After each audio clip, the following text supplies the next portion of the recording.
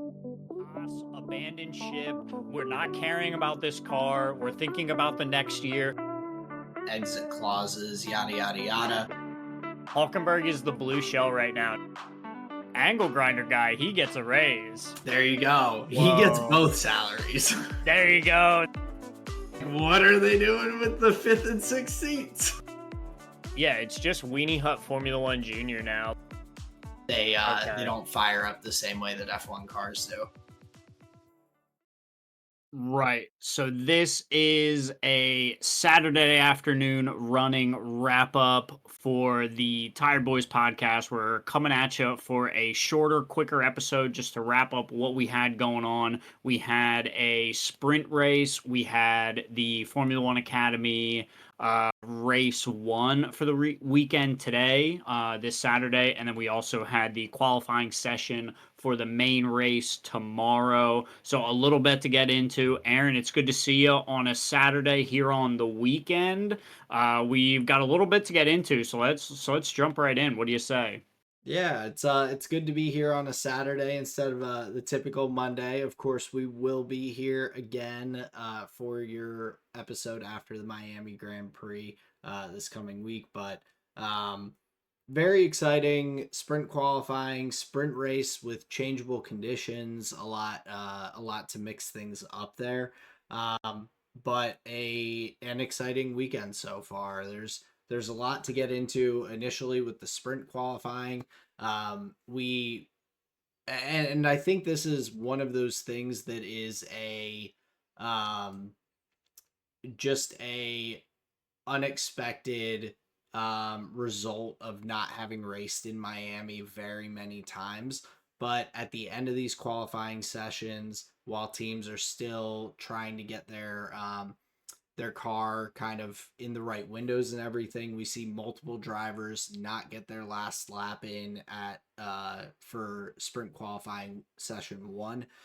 Jack Doohan, Yuki Tsunoda not getting into their flyers before the clock hit 0. So both being knocked out in Q1, which is definitely a bummer for both of them, who Doohan, as we'll get into a little later, has looked pretty strong on the weekend so far in comparison to maybe what we've seen earlier. So very frustrating for him coming on the team radio, being pretty upset and saying that it's unacceptable to miss out on getting that flyer in. And then of course Yuki in that tough position of coming into the team late and everything to not get that lap. There's still those fine tuning things to iron out with a lot of these teams. So Now, for Jack, was this due to was there something going wrong in the garage, or was there like a pile up at the end of the pit lane? yeah, Like what was just it due to? seemed more so with just everyone being out on track at the same time in Miami. It's a tighter circuit with it being that street circuit layout, and so I think what happened with Yuki and probably similarly with Jack was that they were having to dodge out of the way of cars who were on their flying laps and everything, slowing themselves down to not get those impeding penalties, but then due to going a little slower than anticipated, ending up not getting those laps in at all. So I think Yuki was probably 2 seconds or so from getting his flying lap started before the clock hit 0, and he had gotten held up because Lance Stroll was coming through to finish his flying lap right at the end there, so dodging out of the way for those last couple turns. So yeah, just I think a little bit the nature of those the street circuits and everything. I'm sure we'll see it in other areas as well. But for Jack, I think the bigger frustration is those Colapinto rumors are popping up again about will Colapinto be coming in to replace Jack soon, and kind of the worry that we had at the beginning of the season that he wasn't going to get a huge opportunity because Colapinto was there in the wings. So I can tell that was probably part of his frustration of just knowing in the back of your mind that you have to perform because there's a guy who's itching to get there, to the side in the garage, and you don't get to put in that lap. Well, and it's gotta be really, unnerving, I guess would be a good way to put it, when in modern Formula One, you're not even given the opportunity to get a full year to to prove what you can do. You are really only as good as, and I feel like this is becoming like truer and truer the deeper or um as time moves on. You are only as good in some of these teams as your most previous result, and that could even be in some of these sessions that are like not points paying sessions, right? Mm-hmm. So yeah, the pressure mounting for Jack Doohan significantly if like just these early sessions in a weekend, people start saying get him out of here, like yada yada, bring this guy in, that guy in, whoever. So yeah, that's got to be a really tough position, and especially for Yuki as well. Like he's another one who at least that seat is a large topic of conversation. So Sonoda losing out on opportunities to kind of show what he's made of, show what he's got at that early stage of the weekend. That's got to feel really rough, and you're just going to be chomping at the bit for your next opportunity to get in the car. Definitely. And so a tough spot for both of them in that first sprint qualifying session. Carlos Sainz similarly having some issues, and we saw this a little bit more just across the weekend as a whole so far, but that turn 17 hairpin has been giving drivers fits all weekend so far. Signs locks up into that on his last flying opportunity and doesn't get a time set at all in Q2, when the Williams has kind of shown that it has some pretty good pace and has that kind of fifth team pace at the moment, in that midfield. So Alex Albon getting through ahead of him to that third qualifying session for the sprint, is definitely disappointing for Carlos as well. But on the other side of the coin, we had some really solid performers. I know you and I both have talked so highly of Kimi Antonelli from the get go, and never a doubt in my mind with his performance here in the sprint qualifying session.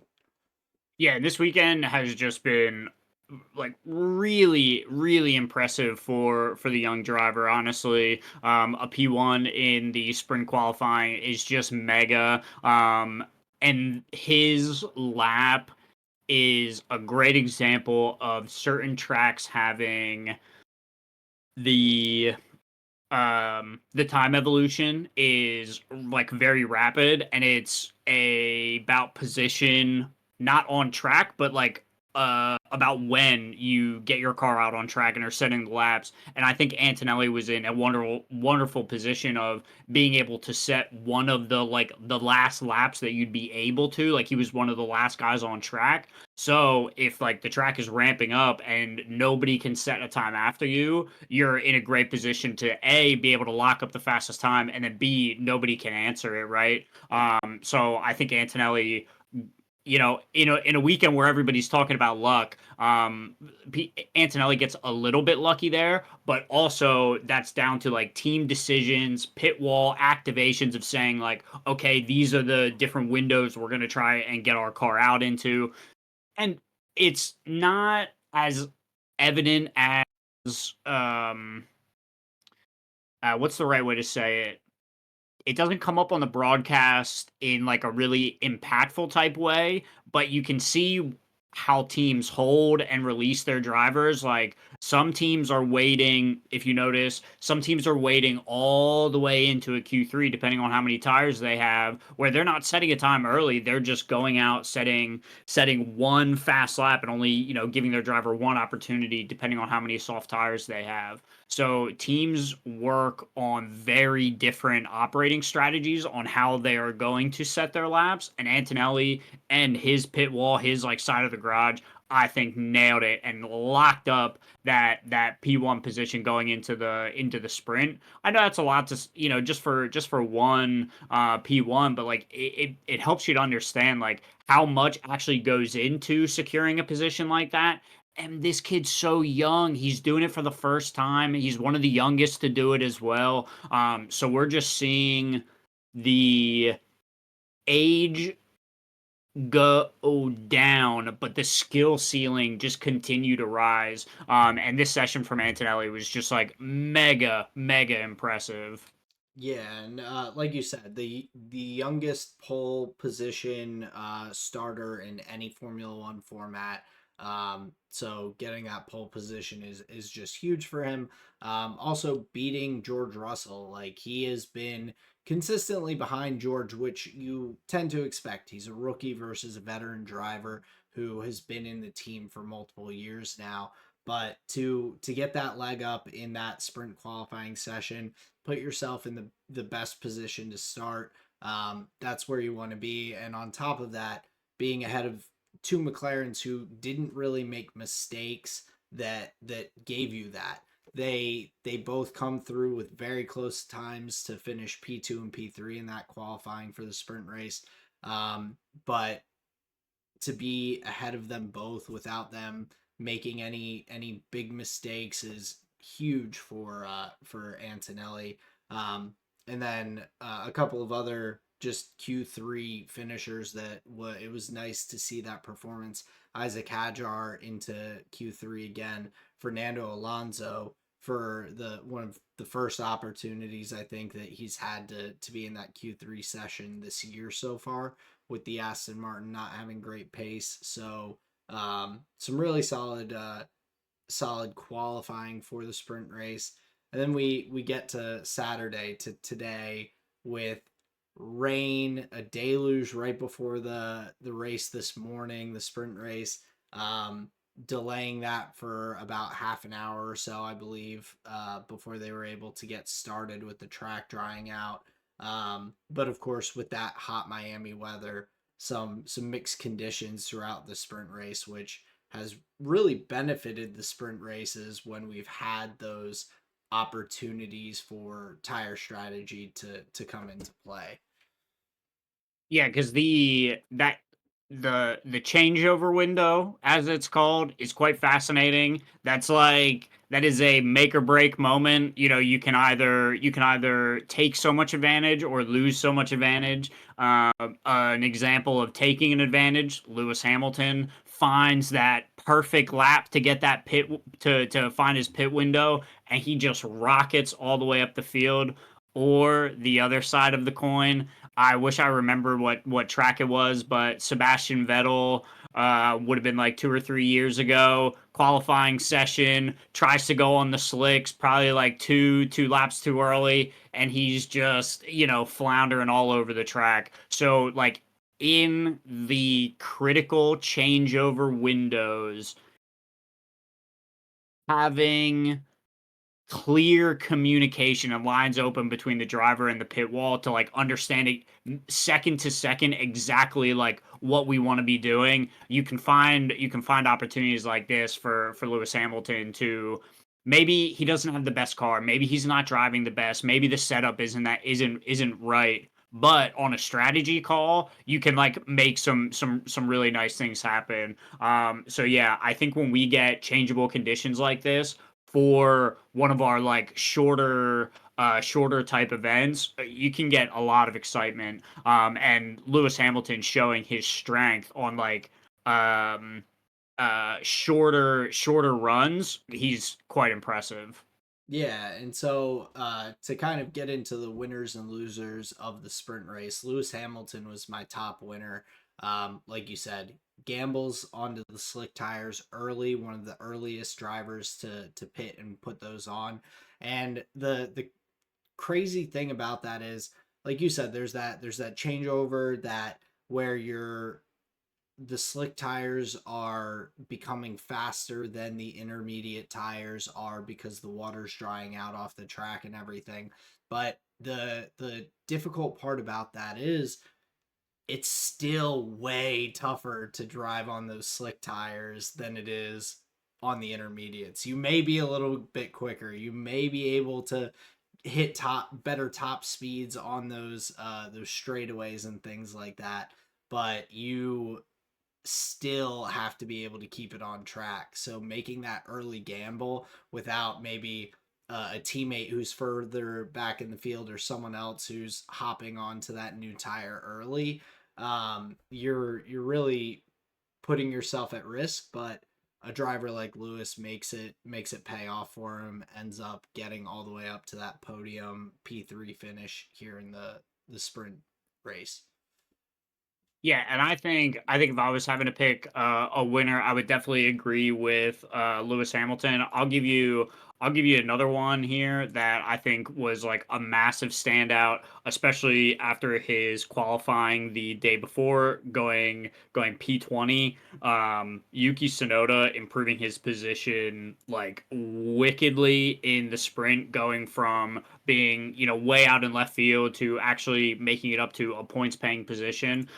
So for my money, I think Sonoda performed. I think Sonoda performed really well in that regard.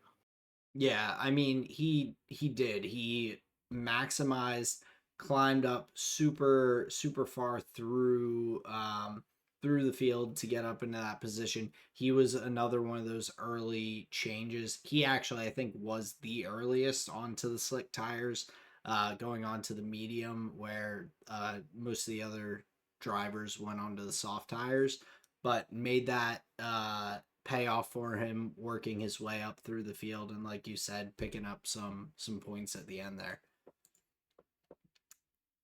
Yeah, so I And really like. Yeah, go ahead. Sorry. Oh, that's all good. But yeah, so Yuki 100% agree with you there. My second winner I had was just Lando, who he put himself in a good position. He's the second McLaren driver, but sometimes you win because you get lucky. And in Miami again, Lando gets lucky with the safety car happening right to give him that shorter pit stop, or having him, I guess, lose less time on the pit stop to come out into the lead ahead of Oscar, getting the fortune on his side there, to win the sprint race here in Miami.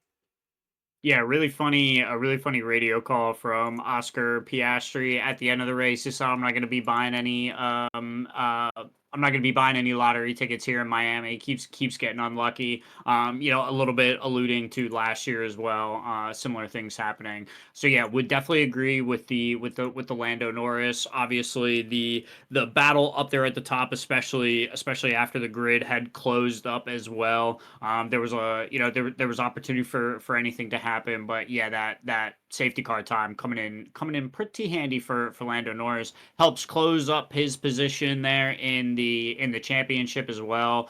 So things just getting tighter and tighter. So yeah, I would have to agree with the Lando Norris. I mean, dude, this was a sprint race where I was probably more emotive than just in my everyday. There were things I was reacting pretty heavily to. I honestly, if I were to pick a loser, I would say Liam Lawson. Like, he is not improving his stocks really at all. Crashing into Fernando Alonso after like being the one like kind of in the way in that scenario, just like turning right into him, not having, and it sounded like a lot of drivers were dealing with this, but like having equipment issues and then leading to like errors of maybe awareness. So maybe overall his the environment in the cockpit was not that great in this race. Obviously the visibility is really low, and temperatures are really high and things like this. But I would say Liam Lawson really dropped the ball as far as the sprint race was concerned. I was pretty up in arms about that one. I was like, "Geez, almighty, what is this guy doing?" And then the Red Bull pit stop where they just release Max straight into Kimi Antonelli, who up until, well, He did drop But back a little bit. It's but not like he still, was, like, like doing really well. it was like when That was egregious, dog. oh, I know, but it's like with the there's that saying in Miami, when it rains it pours. And so Kimmy just he gets a tough start off the line where Oscar has the inside line into turn 1, and you're just not able to get as good a jump with the wet track and everything. And then similarly basically ends up doing it, well, he does do a drive through of the pit lane because he doesn't even get to pit because Red Bull releases Max into his way. It That was, was the detail, yes. yeah, it was just like you said, egregious. The Red Bull team issues in the pits was one of my losers for the sprint race as well, because Sure. I mean, it just shouldn't happen. Max put himself in a really good spot. You come into pit, and you not only ruin Max's race because of the 10-second penalty, dropping him out of the points positions for the first time this year when he's doing his best to hang on. You cause damage to the car by releasing him into Kimmy's way, and you affect Kimmy's race as well. It was just they need to figure out what they're doing in the pit lane. We had the light issue with the releases in the last race in Saudi. Now we're having Max being released right into another car, and it's like that's Max can't do anything about that. He can't see who's coming down the pit lane. He's trusting his team to give him the right calls, and that's just brutal. But another brutal one, my other loser for the sprint race was Charles Leclerc. Just super unfortunate hydroplaning on the grid lap, and knocking himself out from being able to even start the race. Just very tough. It's disappointing for him, obviously, after putting himself in a solid position in the sprint qualifying. Um, but just unfortunate with the weather circumstances, and of course that being part of the reason that they end up delaying that start time. But a really tough start to the weekend for him with the sprint race, unfortunately. Yeah, I thought it was big of him to kind of take it on board that he likely should have been on full wets during those like reconnaissance laps. He said he possibly should have been on the intermediates. So understanding that maybe a little bit of his choice factored in there. But yeah, overall, not terrible in the sense that they were able to get the car back out for the qualifying session later that day. So missing out on like a points opportunity there, but not so bad that in the same day, the other important session they weren't able to run as well.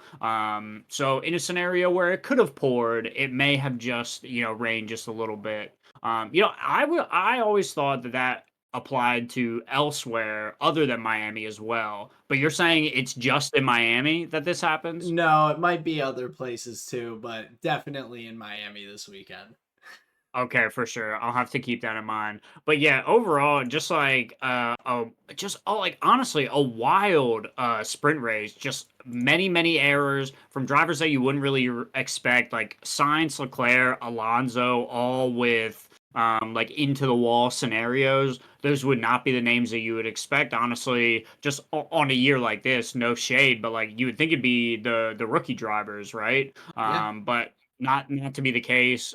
So wet weather bringing in some shenanigans, that's for sure for the sprint race.